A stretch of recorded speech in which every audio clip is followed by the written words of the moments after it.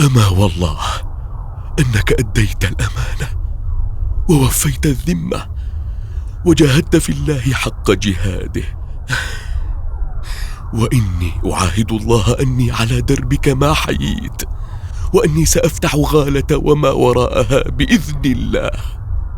أيها الناس، إنما أنا واحد من قادة الجند، وقد توفى الله والي الأندلس وقائد جيشها شهيدا، فاختاروا قائدا منكم يصلح أحوال البلاد والجيش حتى يأتي أمر الخليفة.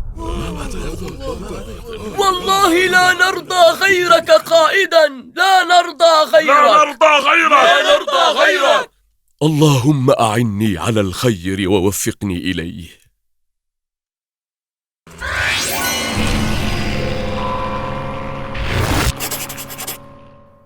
بعد فتح الأندلس بقيادة موسى بن نصير وطارق بن زياد، وصلت المعارك إلى مقاطعة سبتمانيا الواقعة غرب فرنسا حاليا. ومع وصول جيوش المسلمين إلى مدينة ليون، جاءت الأوامر إلى موسى وطارق بوقف العمليات العسكرية وعودة القائدين إلى دمشق عاصمة الأمويين، وتوقفت الفتوحات عند هذا الحد. عين الخليفة عمر بن عبد العزيز القائد المحنك السمح بن مالك الخولاني واليا على الأندلس، فبدأ بإعمارها وضبط أمورها الداخلية، وجعل ولاية سبتمانيا قاعدة لانطلاق جيوش المسلمين إلى أوروبا مرة أخرى، فاتجه شرقا ليدخل في معارك مع مقاطعة أكوتين، وكاد يسيطر على عاصمتها تولوز، إلا أنه استشهد في تلك المعركة، مما اضطر الجيش للانسحاب من المنطقة بقيادة عبد الرحمن الغافقي. كانت أوضاع فرنسا مشابهة لأحوال إسبانيا، ملك ضعيف يتحكم به قائد الجيش ونبلاء البلاط، فيتقاسمون أراضي المملكة ويرهقون الناس بالضرائب. أما في الجانب الإسلامي من إسبانيا، فكان عبد الرحمن الغافقي الوالي المؤقت للبلاد بعد استشهاد السمح، إلى حين مجيء قرار الخليفة بتعيين وال جديد. فتمكن الغافقي خلال شهرين من جمع شتات المسلمين في الأندلس وتنظيم صفوفهم، وحين جاءه قرار العزل نفذ الأمر طائعة، وعمل بإخلاص تحت إمرة 7 ولاة تعاقبوا على الأندلس بعد ذلك، قبل أن يعين واليا عليها من جديد بأمر من الخليفة هشام بن عبد الملك. كان الغافقي يجمع بين الصرامة واللين، وهو رجل حرب وسلم، بنى المساجد والطرق والجسور، ونجح في تخفيف التوتر بين القبائل القيسية واليمنية، ووحد الأندلس بعربها وأمازيغها تحت راية الإسلام. نشأ الغافقي بين جمع من الصحابة مثل عبد الله بن عمر، وانطبعت شخصيته بالحكمة والورع في الإدارة والتخطيط الدقيق والشجاعة وطلب الشهادة في الحروب. كان أودو من طبقة النبلاء، وكان يتحكم بمقاطعة أكوتين الواسعة جنوبية فرنسا.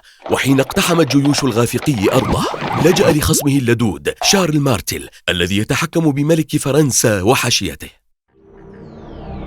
ساعدني يا شارل العظيم. ماذا تريد؟ جيوش المسلمين سيطرت على تولوز، وربما يصلون باريس قريبا. أتابع تحركاتهم منذ سنين، لا شيء يخيفني إلى الآن.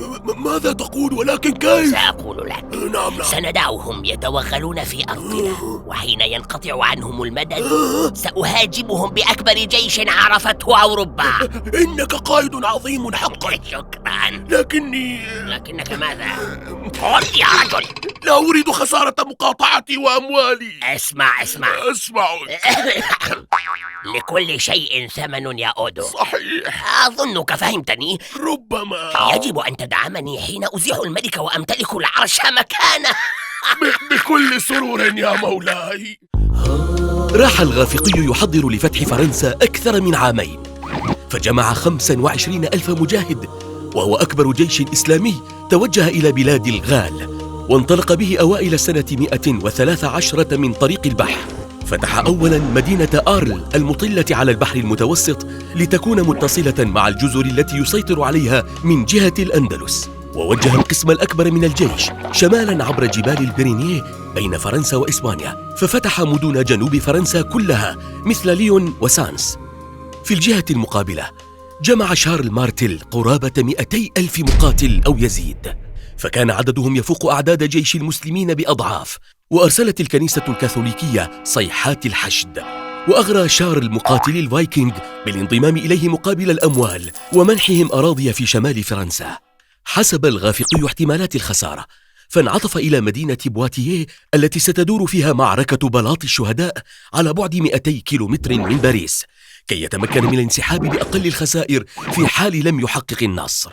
استمرت المعركة قرابة 10 أيام، وكان المسلمون متقدمين في الأيام الأولى من المعركة، لكن طول المعركة وصعوبة القتال في الأرض الطينية وقلة العدد قلبت موازين المعركة، فالتف جيش مارتل من حولهم. حاول الغافقي جمع شتات الجيش، لكن سهما أصاب قلبه فأنهى حياته، وارتقى إلى الله شهيدا.